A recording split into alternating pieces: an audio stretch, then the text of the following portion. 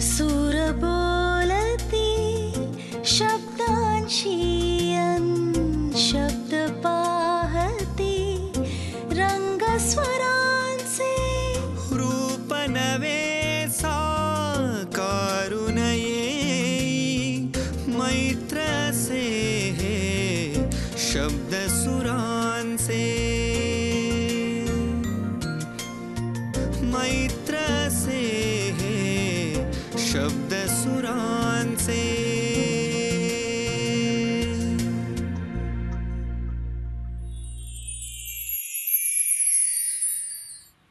गीत रामायण प्रत्येक महाराष्ट्रीयाच्या मनातला एक हळवा आनंददायी कोपरा. 56 गाण्यांचा बेशकिमती ऐवज असा रामचरितपट शब्द सुरातून उलगडणारा. गदिमा आणि बाबूजी यांनी आकाशवाणीच्या माध्यमातून किंवा आकाशवाणीसारख्या अत्यंत जिव्हाळ्याने काम करणाऱ्या संस्थेने या दोन दिग्गज कलाकारांच्या माध्यमातून हा ऐवज मराठी माणसाच्या हातात अलगद दिला. इतकी दशकं लोटली. गीत रामायणाच्या सादरीकरणाचं शिवधनुष्य पेरण्याचा प्रयत्न, अनेकदा यशस्वी ठरलेला प्रयत्न कित्येकांनी केला. अमेय ठाकूर देसाई या तबलावादक कलाकाराने मात्र बालकलाकारांकडून गीत रामायण बसवून घेण्याचा एक अत्यंत यशस्वी प्रयत्न केला. या कोवळ्या कंठातून गीत रामायण अधिकच लोभसवाण भासलं. गीत रामायणातलं देवत्व या बाळगोपाळांनी गाताना पुन्हा एकदा रसिक प्रेक्षकाला गवसलं. अमेय ठाकूर देसाई, तबला विशारद आदित्य कल्याणपूर, लक्ष्मण कुंटे, अजित सहस्त्रबुद्धे, दीपक भोरपकर या गुरूंकडून अमेय ठाकूर देसाई यांनी तबल्याचे शिक्षण घेतलं. नुकताच आलेला फुलवंती हा चित्रपट किंवा द ग्रेट इंडियन किचन या चित्रपटांसाठी, तसंच तरला दलाल, पंचायत, द गिल्टी माइंड्स अशा वेब सिरीजसाठीही अमेय ठाकूर देसाई यांनी तबलावादन केलं आहे. दूरचित्रवाणीच्या विविध वाहिन्यांवरच्या अनेक वेगवेगळ्या कार्यक्रमातूनही त्यांनी तबलावादन केलं आहे.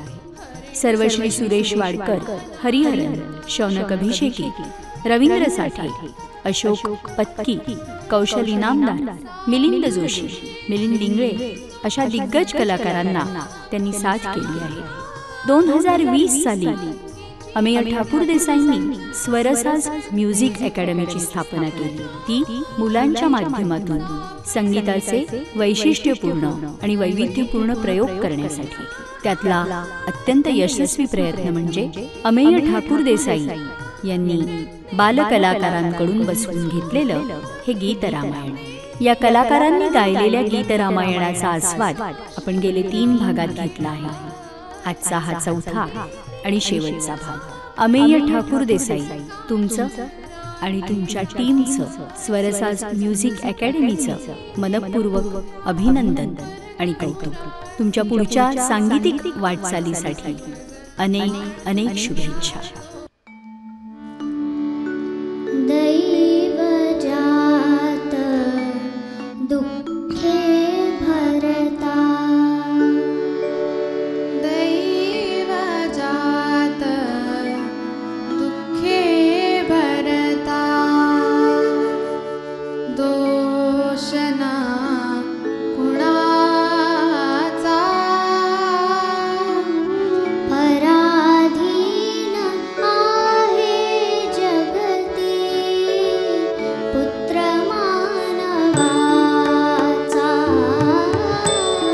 दोष ना कुणाचा, पराधीन आहे जगती पुत्र मानवाचा,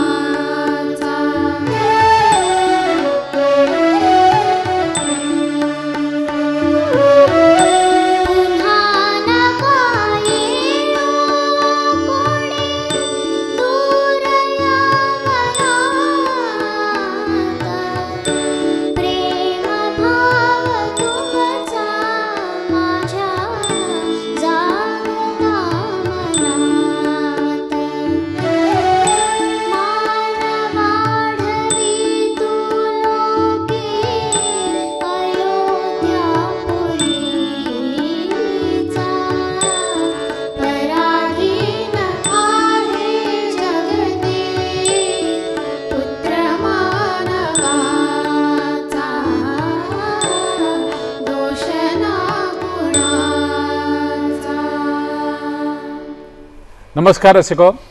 मैत्र हे शब्दसुरांचे या कार्यक्रमाच्या आजच्या भागात आपण पुन्हा गप्पा मारणार आहोत. आधुनिक महाराष्ट्र वाल्मिकी गदी माडगुळकर यांचे सुपुत्र अर्थातच आनंदजी माडगुळकर यांच्याशी. तबलावादक अमेय ठाकूर देसाई. आनंद काका, आत्ता जे गाणं आपण ऐकलं, हो, पराधीन आहे जगती पुत्र मानवाचा, म्हणजे मला असं वाटतं या गाण्याच्या पुढे काहीही असू शकत नाही. खरोखर जीवनाचं सार सांगणारं गाणं आहे गाणं आहे ते. या गाण्याशी निगडीत म्हणजे तुमची ही एक आठवण आहे, गदिमांची पण त्यांची एक आठवण आहे, बाबूजींची पण एक आठवण आहे आणि सावरकरांची पण एक आठवण आहे. हो. तर त्यातल्या कुठल्याही किंवा चारही सांगितल्या तरी चालणार आहेत, पण वेळेत बसवण्यासाठी पण कुठल्याही दोन आठवणी या गाण्याविषयी. बरं, पहिली अर्थातच सावरकरांची सावरकर. आठवण सांगितली पाहिजे की सावरकर बाबूजींच्या एका कार्यक्रमाला उपस्थित होते आणि बाबूजींनी त्यांची गाणी गायली. म्हणजे सागरा प्राण तळमळला किंवा आणखी एक त्यांचं मला वाटतं बलसागर भारत होय, ते अतिशय सुंदर म्हणत असत, त्यांनी म्हटली वगैरे. आणि मग सावरकर बाबूजींना म्हणाले की बाबूजी, तुम्ही मला माझी गाणी ऐकवलीत, पण मला तुमचं गीत रमण ऐकायचं. आणि मग बाबूजींनी ते म्हणायला सुरुवात केली आणि पराधीन आहे जगती म्हणताना अक्षरशः त्यांच्या सावरकरांच्या डोळ्यातनं घळा घळा घळा अश्रू यायला लागले. आणि ते नंतर म्हणाले की अरे आता कोणाचं अभिनंदन करू, तुझं की माडगुळकरांचं? माझ्यापुढं हा प्रश्न आहे. खरोखरी तेवढ्या ते कर्मयोगी माणसं. खरं सांगायचं तर सावरकर काय, गोळवलकर गुरुजी काय, फार. पण अशा म्हणजे असाच किस्सा विनोबांच्या बाबतीतही घडलाय, मी सांगतो. अच्छा. एकदा गदिमा आणि बाबूजींना असं कळलं की विनोबाजींचा मुक्काम हा पंढरपूरला आहे. अच्छा. तर विनोबाजींना काही गाणी ऐकवता येतील का असं अर्थातच गदिमांच्या मनात आलं. आणि मग त्यांचे जे आसपासचे कार्यकर्ते होते त्यांनी सांगितलं की करूया आपण. आणि मग त्यांच्या वेळेनुसार ते की 4 गाणी ते ऐकतील असं ठरलं. मग हे अक्षरशः पहाटे उठून बिठून, कारण ते विनोबाजींचं सगळं वेळापत्रक खूप वेगळं होतं. ते पहाटे मला वाटतं 3-4च्या सुमाराला वगैरे त्यांच्या त्या कुटीत ते हजर झाले तिथे. मग आधी बाबूजी थोडंसं हार्मोनियम वगैरे वाजवायला लागलं, तर विनोबाजी थोडेसे त्रस्त झाले. त्यामुळे तुमचा भा आधी थांबवा. मग बाबूजी कसा बसा सूर बीर लावला. आणि ऐकताना मात्र एक गाणं झाल्यानंतर त्यांच्या सचिवानी ते विनोबाजींचं मी असं ऐकलंय की ते वेळेचे अतिशय म्हणजे पक्के होते अतिशय. तर त्यांनी त्यांच्या डोळ्यासमोर असं घड्याळ धरलं एक गाणं झाल्यानंतर. ते विनोबाजींनी ते बाजूला सारलं म्हणजे मला आणखी 3 गाणी ऐकायची. आणि पराधीन आहे जगती ऐकताना काय धनाचे मूल्य मुनिजना अवघ्या आशा श्रीरामार्पण म्हणता म्हणता त्यांच्या डोळ्यातनी अशी घळा घळा अश्रू यायला. खरोखरी कर्मयोगी माणसं ही, आणि आपलं भाग्य की आपण ह्या लोकांच्याविषयी ऐकू शकतो, बोलू शकतो. अजून एक प्रसंग मला विचारायचा आहे. गदिमा काहीतरी कुठल्या तरी परीक्षेत नापास झाले, ते नापास झाले म्हणून मोरोपंतांचे वंश, तो एक किस्सा आहे. नाही आहे तोही विलक्षण प्रसंग आहे की मॅट्रिकला ते म्हणजे गदिमांचं इंग्लिश अतिशय छान होतं, भाषाविषयी तर त्यांचे छान होतेच, त्यात प्रश्नच नाही. पण गणिताने त्यांना सबशे टांग मारली. आणि त्यांनाच नव्हे, व्यंकटेश माडगुळकरांना सुद्धा गणिताने टांग मारली होती. तर गदिमांचं गणितामुळे ते मॅट्रिकमध्ये फेल झाले. आणि थोडंसं त्यांच्या मनात असं आलं की अरे आपल्या घरची परिस्थिती चांगली नसताना या आईवडिलांनी आपल्याला एवढे कष्ट करून त्या परीक्षेला घातलंय आणि आपण भरकटल्यासारखे झाले थोडेसे. आणि ते त्यावेळेला मंडईत उदबत्ती विकण्याचा धंदा त्यांनी काही काळ केलेला आहे पुण्यातल्या मागे. तर ते एकदा ते असे उदबत्त्या विकत हिंडत असताना कोणीतरी त्यांचं असे कॉलर धरून त्यांना मागे खेचलं आणि बघतात ते पराडकरांचे पणतू म्हणजे मोरोपंतांचे पणतू असं काहीतरी त्यांचं नातं होतं. आणि त्यांचं पुण्यात पुस्तकांचं दुकान होतं. त्यांनी गदिमांना आपल्या बरोबर नेलं आणि काही दिवस गदिमा त्यांच्या दुकानात राहत होते. आणि त्यांच्याकडे मोरोपंतांची 108 रामायणं होती. मोरोपंतांनी वेगवेगळ्या प्रकारची रामायणं अशी रचली की एक निरोष्ठ रामायण आहे बरं का. निरोष्ठ म्हणजे त्याच्यात ओठ मिटत नाही अशी शब्दांची. केवढं म्हणजे भाषेवर पप्पा कमांड नाही. नाही, केवढं भाषेवर कमांड असलं पाहिजे जबरदस्त. अशी 108 त्यांनी रामायणं लिहिली. त्या रामायणांचं बहुतेक पारायण त्यांचं तिथं झालं असावं. दिसतंय. मग तिथून ते चळवळीत गेले वगैरे, तो भाग वेगळा. पण तिथे त्यानं ते खरं रामायण. आणि गदिमांचा एक मामा रामदासी होता. अच्छा. म्हणजे तो तरुण वयातच घरदार सोडून तो सज्जनगडावर जाऊन राहिला होता वगैरे. आणि तो कधीतरी घरी यायचा आणि तास 2-2 तास त्याची पूजा चालायची रामाची. मग ते वेगवेगळी स्तोत्र म्हणत असेल, काही मला आता कल्पना नाही काय काय असेल. गदिमा अतिशय लक्षपूर्वक ते ऐकायचं. कुठंतरी काहीतरी ते संस्कार झाले होतात. बरोबर, ते झिरपत जातं आतमध्ये आणि मग ते कुठल्या तरी वेळी बाहेर पडत असेल. मैत्र से हे शब्द सुरांचे.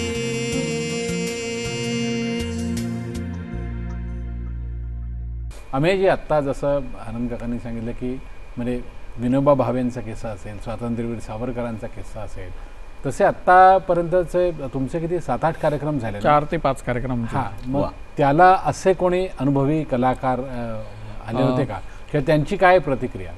म्हणजे सगळ्यात मोठ्या 2 प्रतिक्रिया आहेत. एक तर आनंद काकांची आणि एक ज्येष्ठ संगीतकार गायक श्रीधर फडकेजी. म्हणजे कसं आहे ना, तो त्यांच्याकडून आलेला गीत रामायणाचा वारसा ह्यांनी पुढे नेला, तो आपल्याकडे आला. आता आपण पुढच्या मुलांकडनं तो करून घ्यायचा प्रयत्न करतोय. जेव्हा मी पहिला कार्यक्रम केला तेव्हा आनंद काकांना फोन केला होता की आम्ही असा करतोय. तेव्हा आनंद काकांचा जो आनंद होता ना फोनवरतीच, म्हणजे आता मी त्यांच्याबरोबर खूप कार्यक्रम केलेत त्यामुळे ते फोनवरती किती खुश झाले असतील हे त्याच्यातनं कळलं. आम्ही थोडं असं झालं की त्यांचं काहीतरी शेड्यूल बिझी असल्यामुळे ते पहिल्या कार्यक्रमाला येऊ शकले नाहीत. पण त्याच कार्यक्रमाला संगीतकार मिलिंद जोशी आले होते, संगीतकार कौशली नामदार आले होते. दोघेही स्टेजवर आले आणि दोघांनीही ह्याच गोष्टीचा पुनरुल्लेख केला की देव काका, खळे काका, मंगेशकर, बाबूजी, गदिमा, सुरेश भट ह्यांचा वारसा तुम्ही किंवा ह्यांनी दिलेली संपत्ती तुम्ही पुढच्या मुलांपर्यंत नेताय आणि त्यांच्याकडनं ती गाऊन घेताय. ह्याच्यातच आपण अर्धी नौका आपण इथे पार केली. की तुम्हाला नेहमी पंढरपूरला एक ती वीणा असते बरं का. त्या वीणेचं वैशिष्ट्य असं की ती वाजवणं बंद करायचं नसतं कधी. एक भाविक दमला की दुसरा पुढे येतो आणि ती वीणा स्वतःच्या गळ्यात घेतो. अगदी खरं. गीत रामायणाच्या बाबतीत ते हेच आहे की एका पिढीनं जाऊन थोडीशी थकली की पुढची पिढी येते आणि तशी आली. आणि अगदी सेम गोष्ट काल मी जेव्हा 2 दिवसापूर्वी मी श्रीधर फडकेंना फोन केला होता काकांना की म्हटलं फडके काका आम्ही लहान मुलांचं गीत रामायण दूरदर्शनवर करतोय, तर तुमची काही हरकत नाही ना, किंवा तुमच्या काही सजेशन्स असतील तर आम्हाला सांगा. तर त्यांनी इतक्या आनंदाने मला सांगितलं की अरे तुम्ही गीत रामायण पुढे नेताय ह्याच्यासारखी उत्तम गोष्ट नाही. जे कराल ते छान करा आणि मनापासून करा. माझा कायम पाठिंबा आहे. माझ्याकडून कुठचीही आडकाठी येणार नाही. तर ही पालखी म्हणजे आनंद काकांची ही रिॲक्शन, फडके काकांची, कौशली नामदार म्हणाला, त्यानंतर मिलिंद जोशी म्हणाले, आत्ताचे आघाडीचे संगीतकार अविनाश चंद्रचूड आणि विश्वजित जोशी ज्यांनी आता असंख्य सिनेमे केले, तर ते कार्यक्रमाला आमचे प्रमुख पाहुणे म्हणून पण उपस्थित होते. तर त्यांनीही मुलांचं काम बघितलं, मुलांच्यातली ऊर्जा त्यांनी बघितली आणि त्यांना इतकं आवडलं की त्यांनी सांगितलं की येत्या हनुमान जयंतीला, म्हणजे आता पुढे जी हनुमान जयंती येईल त्याच्यासाठी मुलांकडनं एक जे कोरसचं हनुमानावरचं गाणं आहे ते आम्ही ह्या मुलांकडनं गाऊन घेणार. म्हणजे ही पालखी जी पुढे येते ना, ह्याच्यातून संगीताची परंपरा तर येतेच, पण मनाची आणि एक ज्ञानाची देवाणघेवाण आहे ना, हा हेतू आमचा होता आणि तो साध्य होतो, याचं समाधान खूप आहे. क्या बात आहे, क्या बात आहे. पुढचं गाणं ऐकूया आणि मग पुन्हा आपल्या गप्पांकडे येऊया.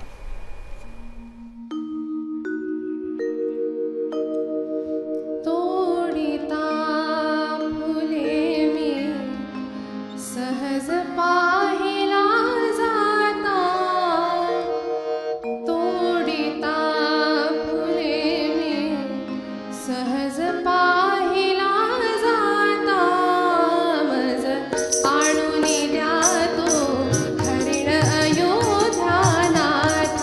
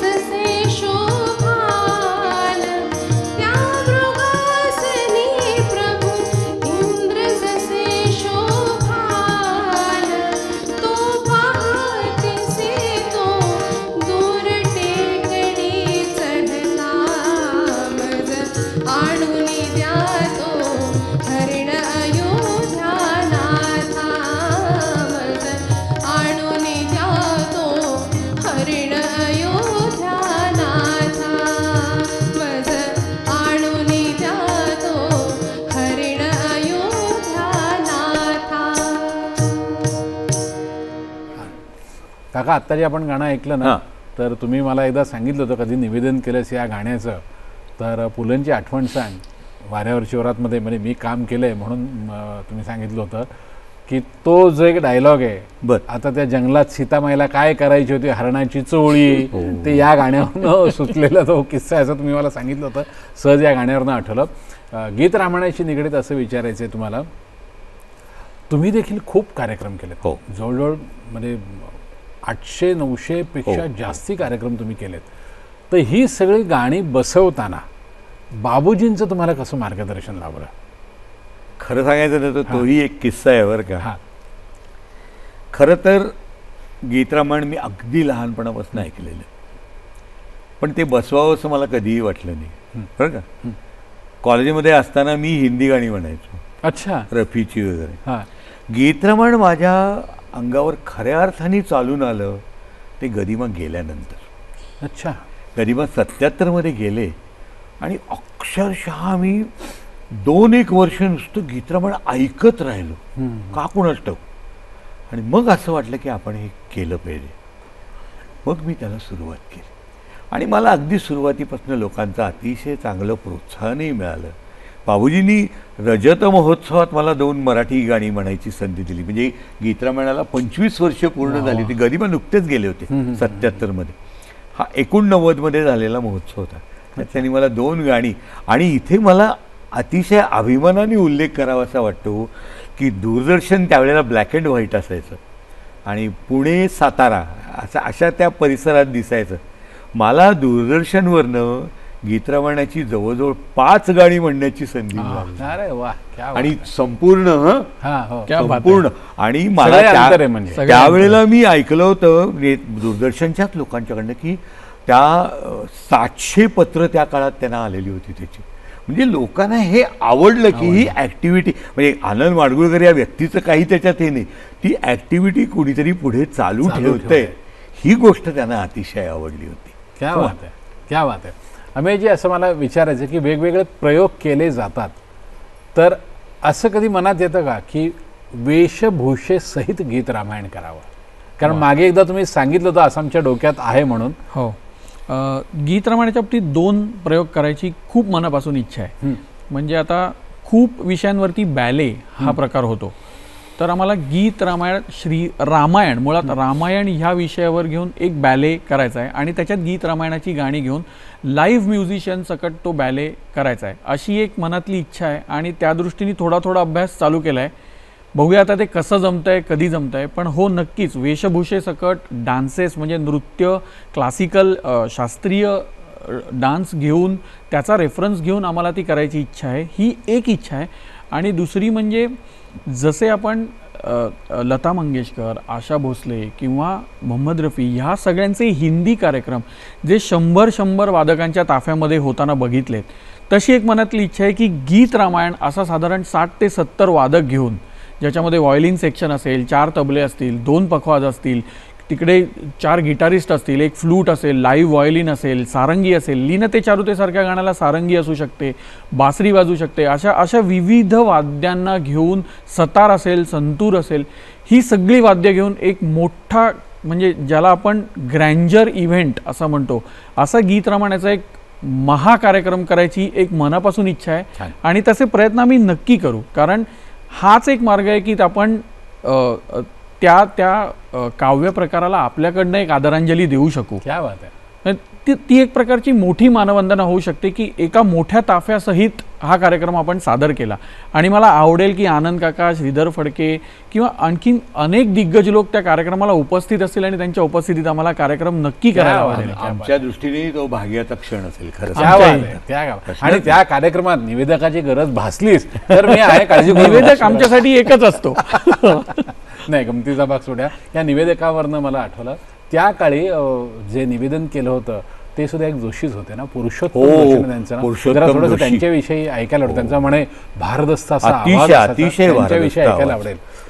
त्यांचंही म्हणजे संपूर्ण गाण्याचं वाचन, ते आधी संपूर्ण गीताचं वाचन करायचे. अच्छा. आणि ते गीताचं वाचन इतकं अर्थपूर्ण असायचं, प्रत्येक शब्द सुटा करून अर्थासकट ते जणू समजावून सांगितल्यासारखं. कोण तू, कुठला राजकुमार, वा. देह वाहिला तुला श्यामला, कर माझा स्वीकार, कोण तू कुठला राजकुमार.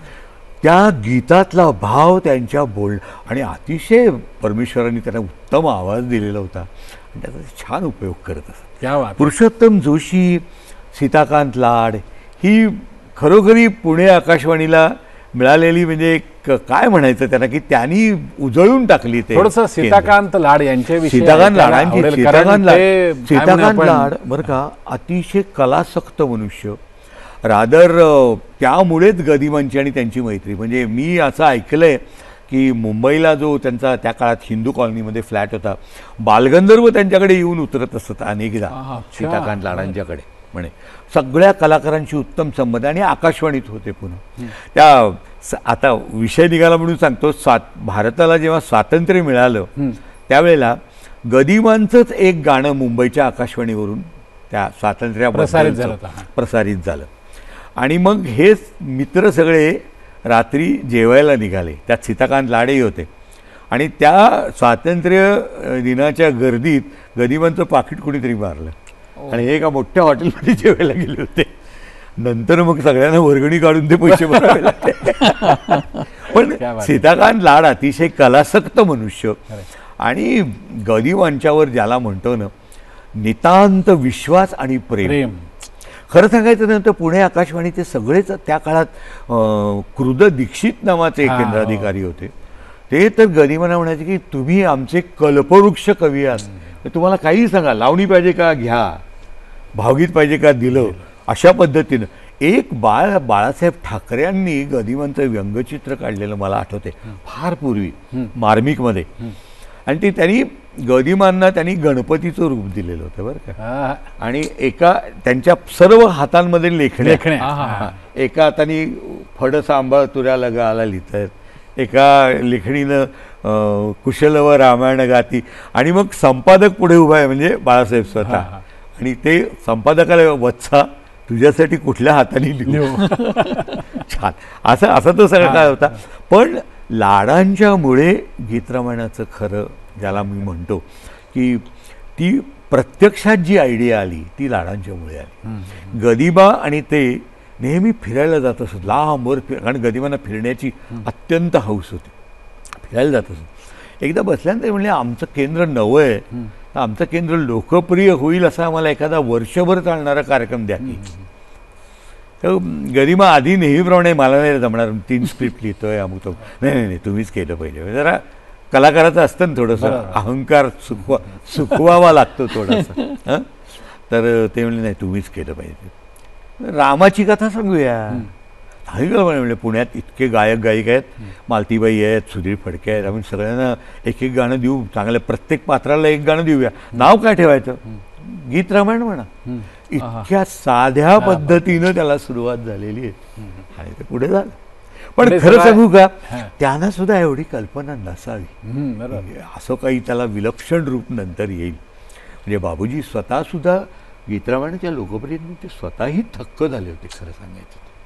गदिमा तर झालेच. म्हणजे बाबूजींनीच एकदा किस्सा सांगितला होता की ते एके ठिकाणी कार्यक्रमाला गेले, तर कार्यक्रमाची वेळ झाल्यावर मग ते यजमान त्यांना म्हणाले की बाबूजी आपल्याला कद वगैरे नेसायचं असेल. त्यांना म्हटलं गीतरामायण म्हणजे बहुतेक सोवळं नेसून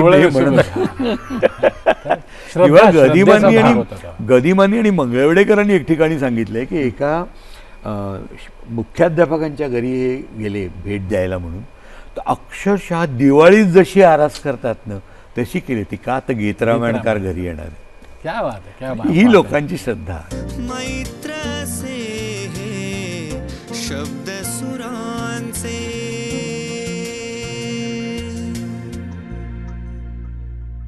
काका तो प्रसंग काय हो, ज्यावेळी म्हणजे तुमचे आत्ता काकांचा उल्लेख निघाला माडगुळकर, व्यंकटेश माडगुळकर, त्यावरून मला आठवलं की ते दमा मिराजदार, शंकर पाटील हे सगळे जेव्हा कथाकथनाचे कार्यक्रम करायचे तेव्हा क्वचित प्रसंगी गदिमा सुद्धा त्यांच्याबरोबर असायचे. आणि कार्यक्रम संपल्यावर मोरोपंतांच्या आर्या, श्लोक किंवा अभंग यांच्या त्या म्हणजे त्यांच्या भेंड्यांचा तो कार्यक्रम असायचा. तो काय प्रसंग आहे? गदिमांच्या असं एकदा सहज गप्पा मारताना त्यांच्या असं म्हणत आलं की जगन्नाथे केले मज सकल लोकात बरवे. तर हे आर्य ऐकून मोरोपंतांची आर्य आहे ना? मोरोपंतांची हां, आर्य हां, जगन्नाथे केले मज सकल लोकात बरवे. तर मिरासदारने म्हणले तुला काय वाटतंय ऐकून? म्हणजे काही नाही, जगन्नाथ बर्वे नावाच्या माणसाच्या बायकोनी असं नाव घ्यायला हरकत नाही. गदी म्हणले हाटळपणा करू नको. मला म्हणले असं आहे की मी जर आत्मचरित्र उद्या लिहिलं तर मला जे काही या म्हणजे माझ्या सगळ्या करिअरमध्ये जे काही आज मिळालं ते सगळं मला रामायणामुळे मिळालं, रामामुळे मिळालं. तर रघुनाथे केले मज सकल लोकात बरवे असं मी त्यांना नाव.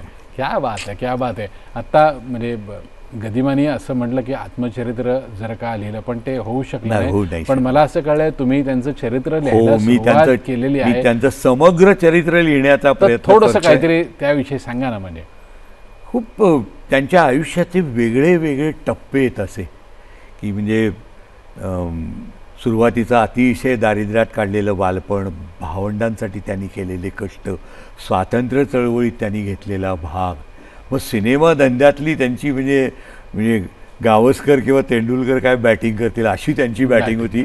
सतत 30 वर्ष. त्याच 30 वर्षात ते राजकारणातही थोडा काळ जाऊन आले. यशवंतराव, वसंतराव यांच्याशी त्यांची मैत्री होती, त्यातलेही खुमासदार किस्से.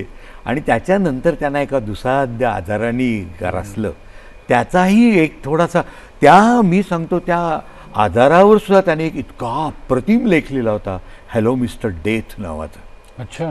त्यात त्यांनी असं लिहिलं होतं की जातस्य ही ध्रुव मृत्यू हे मला माहिती आहे म्हणले, म्हणून मी जेव्हा कधीतरी मला मृत्यू येणार आहे पण त्यावेळी मी त्याला म्हणेल की अरे ही आपली पहिली मीटिंग नाही आहे, वी हॅव मेट वन्स.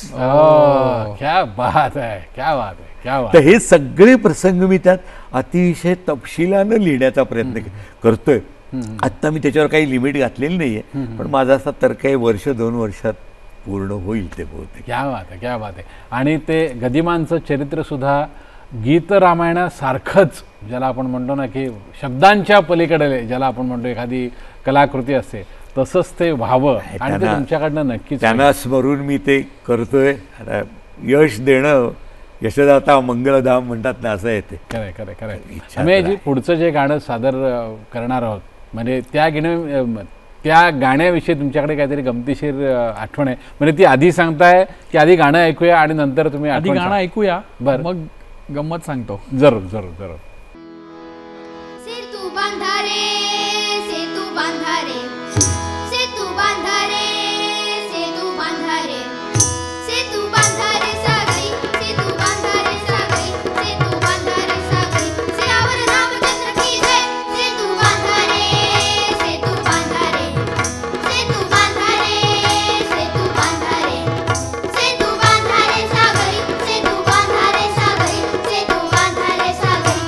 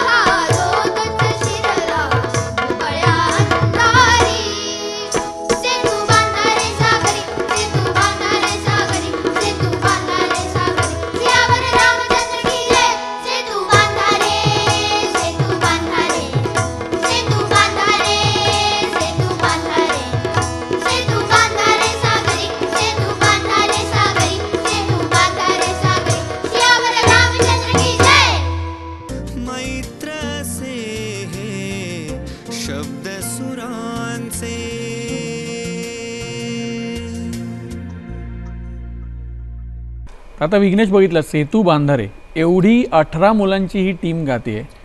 तिकडे हनुमानाची टीम सेतू बांधत होती, इकडे ह्या टीमनी सेतू बांधायचा प्रयत्न केलाय.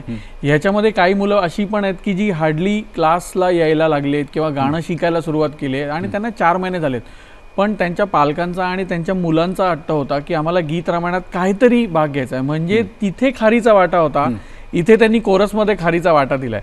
तर हे साधारण मला खूप आवडलं यातलं.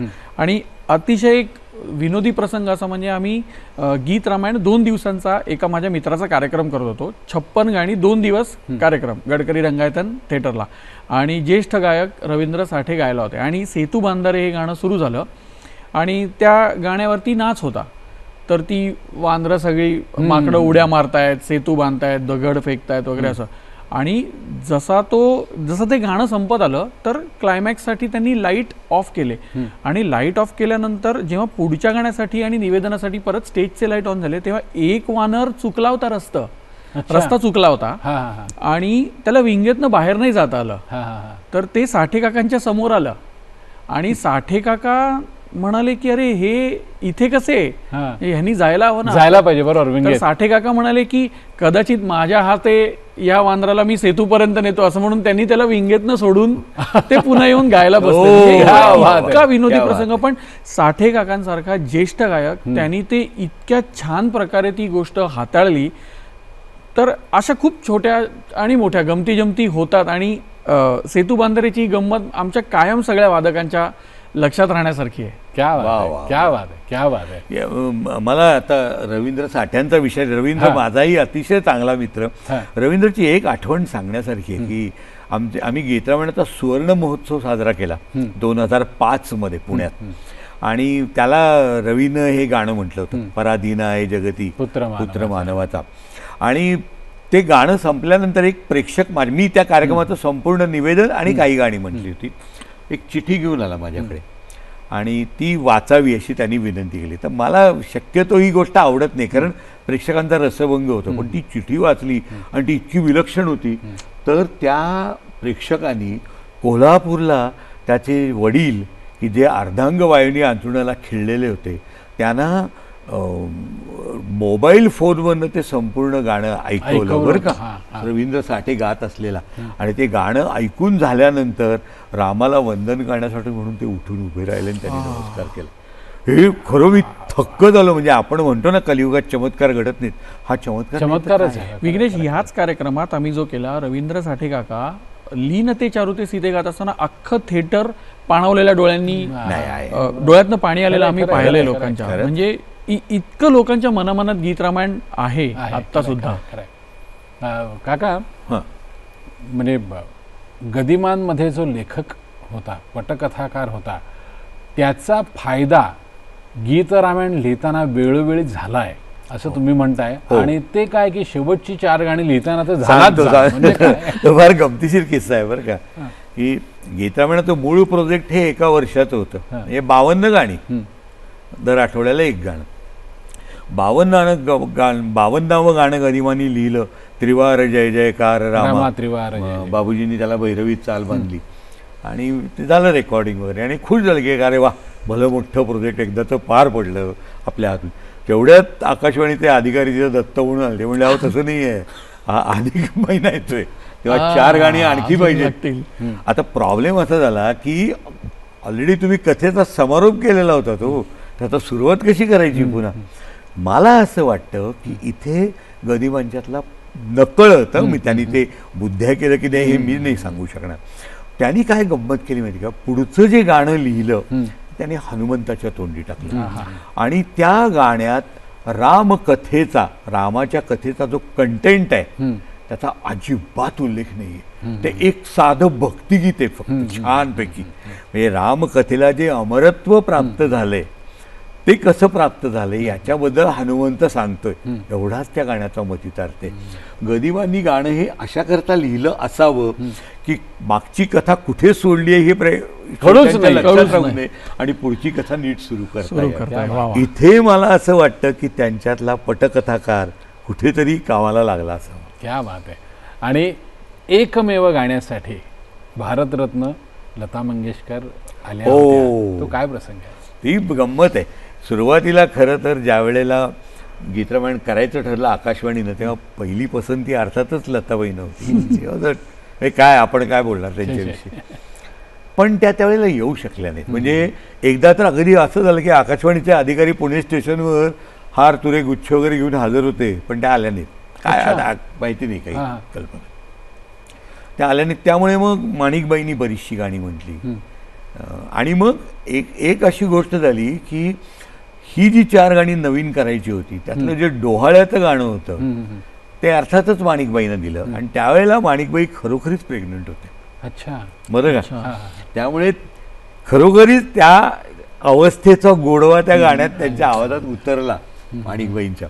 पण नंतरचं जे गाणं होतं एक की तिथे मात्र त्यांना शक्यच नव्हतं, कारण त्यांना डिलिव्हरीची डेटही मिळाली होती.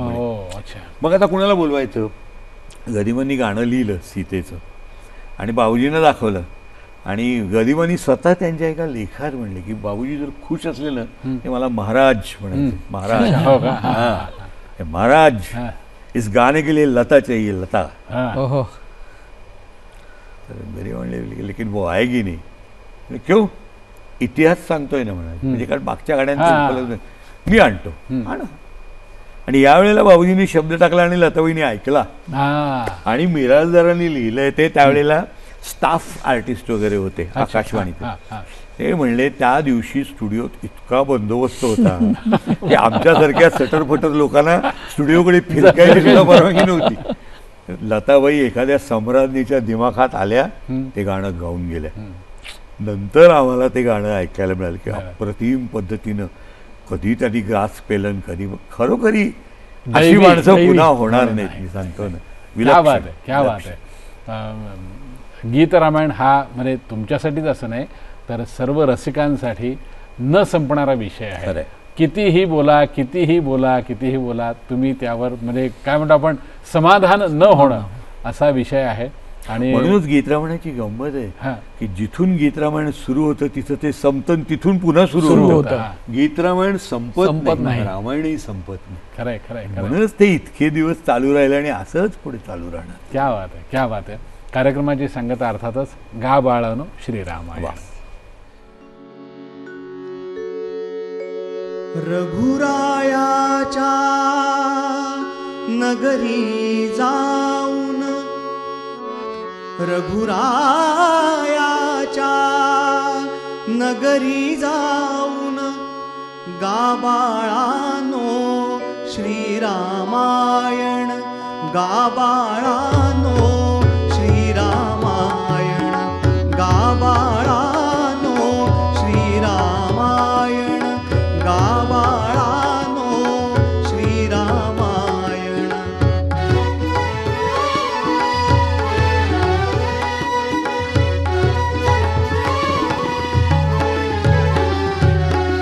मुनिजन पुनीत सदनामधुनी, नराधिपांच्या निवासस्थानी. मुनिजन पुनीत सदनामधुनी, नराधिपांच्या निवासस्थानी. उपमार्गातून राजपथातून, उपमार्गातून राजपथातून, मुक्त दरवळो तुमचे भाषण, मुक्त दरवळो तुमचे भाषण. गा बाळानो श्रीरामायण, गा बाळानो श्रीरामायण.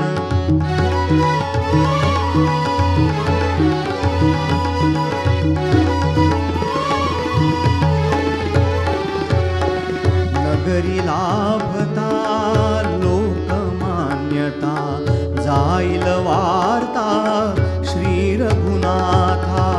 नगरी लाभता लोकमान्यता, जाईल वार्ता श्री रघुनाथा. उत्सुक होऊन श्रवणाकरिता, उत्सुक होऊन श्रवणाकरिता, करवतील ते तुम्हा निमंत्रण, करवतील ते तुम्हा निमंत्रण. गा बाळांनो श्रीरामायण, गा बाळांनो श्रीरामायण.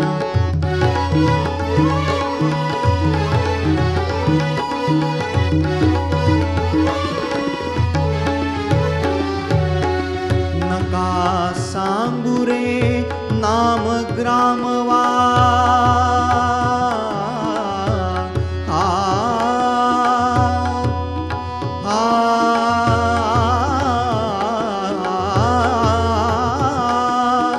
नका सांगू रे, नका सांगू रे, नका सांगू रे, नका सांगू रे नाम ग्रामवा. स्वतःस माझे शिष्यच म्हणवा, स्वरात ठेवा हास्य गोडवा, स्वरात ठेवा हास्य गोडवा. योग्य तेवढे बोला भाषण, योग्य तेवढे बोला भाषण. गा बाळांनो श्रीरामायण, गा बाळांनो श्रीरामायण, गा बाळांनो श्रीरामायण.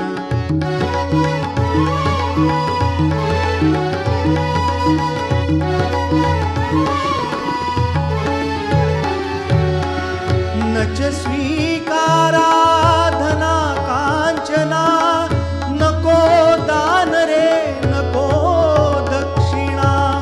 नच स्वीकारा